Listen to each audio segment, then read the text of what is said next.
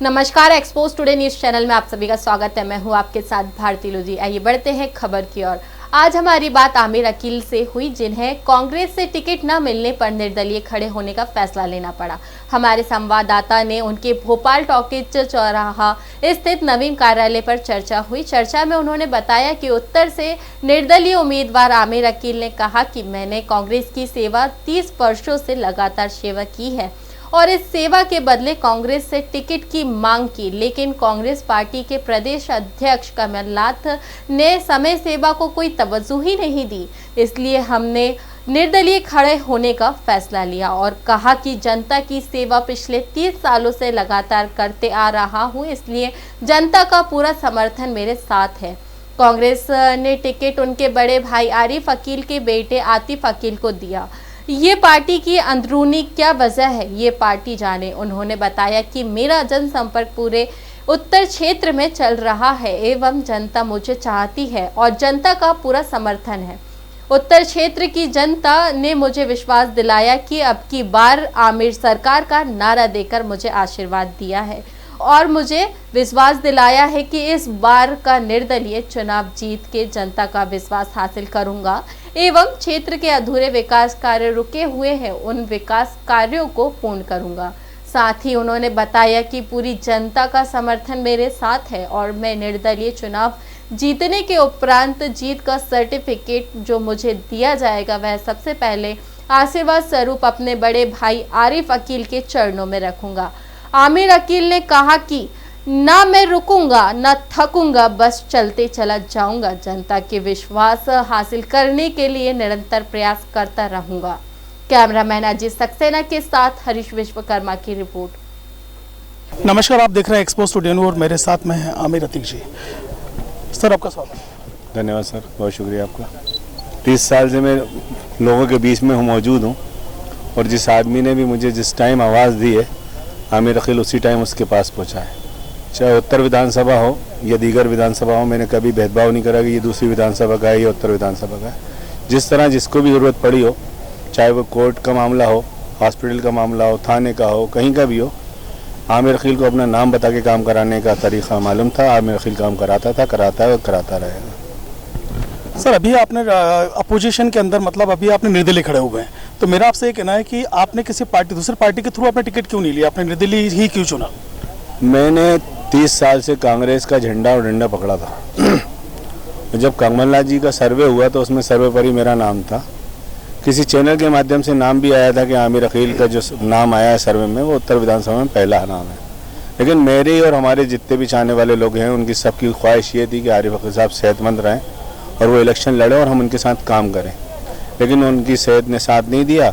इसलिए 20 में कभी भी 30 साल के अंदर उत्तर विधानसभा के अंदर किसी ने भी हिम्मत नहीं करी इतने साल टिकट मांगने की, न किसी ने कोई आवाज़ उठाई।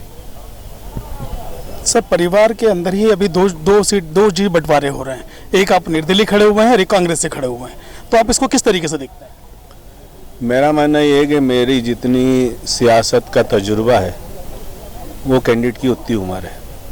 फैसला आप लोगों को कर लेना चाहिए कि किसके साथ क्या होना चाहिए। मैं आमिर अकील खुद नहीं खड़ा हुआ। आमिर अकील को आपने जो सर्वे कराया उसमें लोगों ने कहा कि आमिर अकील को खड़ा होना चाहिए, और लोगों ने, मेरे चाहने वालों ने, आज जो जिस तरह के यहाँ लोग आए थे मुझसे मोहब्बत करने वाले आए, उन्होंने कहा नहीं आपको लड़ना है, लड़ेंगे। इससे पहले 4 घंटे की आपके मीडिया के माध्यम से भी गए थे कि 12:30 बजकर मैंने 40 मिनट पर गालिबन हनुमानगंज संभाग को सूचना भेजी थी कि हम एक रैली निकालना है डीआईजी बंगले से सिंधी कॉलोनी तक, और उसके अंदर बहुत सारे मीडिया बंधु खड़े, उन्होंने उसको कवरेज भी करा था, शायद आप नहीं थे, तो उसके अंदर देखने की ज़रूरत नहीं थी। वहाँ तो सिर्फ हर आदमी यही करा था कि हम सब आमिर अकील।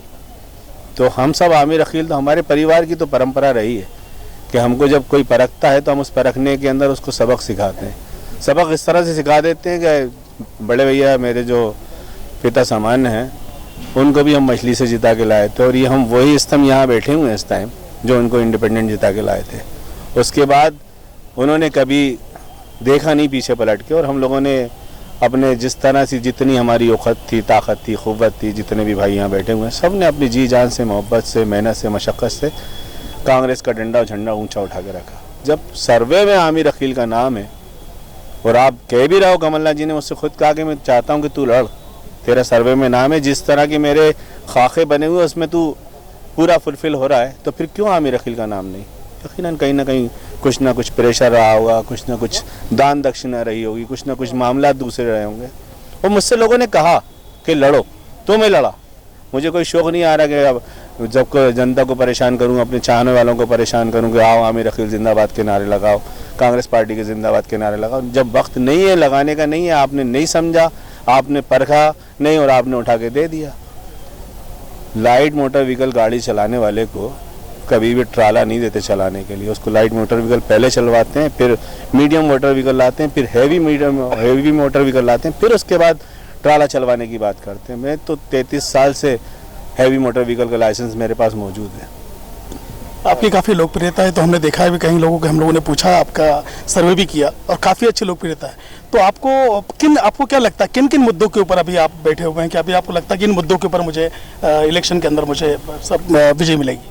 मुझे मेरे चाहने वालों ने खड़ा करा है, तो यकीनन उनको मालूम है कि आमिर अकील की क्वालिटी क्या है, आमिर अकील किस तरह से काम करना जानता है, वो काम कराना जानता है।